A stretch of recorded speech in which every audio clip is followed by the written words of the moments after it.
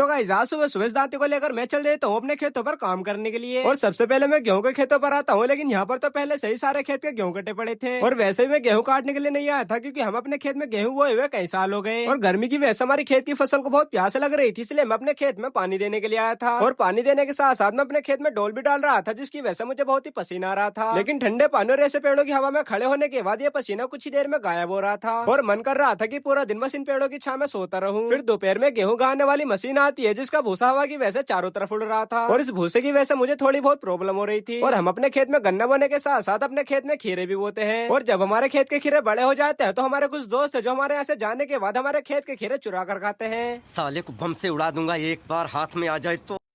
फिर पानी लगाने के बाद मैं अपने घर चल देता हूँ और जाते जाते ही रास्ते में काफी रात हो गई थी, लेकिन ऐसी ऐसी रात में मुझे जरा सा भी डर नहीं लगता। नहीं, झूठ बोल रहा है। और अगले दिन अपने खेत में हम देखते हैं तो हमारे खीरे की बेल के काफी सारे पत्ते जानवर खा गए थे, इसलिए अपनी खेत की बेल को बचाने के लिए हम अपने खेत में ऐसी ऐसी पन्नी बहुत सारी टांगते हैं। और जब ये पन्नी आपस में टकराती है तो इनकी आवाज से सभी जानवर डर के भाग जाते हैं। तो इस व्लॉग को करते हैं पर एंड। अगर व्लॉग अच्छा लगा हो तो प्लीज वीडियो को लाइक करके हमारा अकाउंट को फॉलो एंड सब्सक्राइब कर लेना।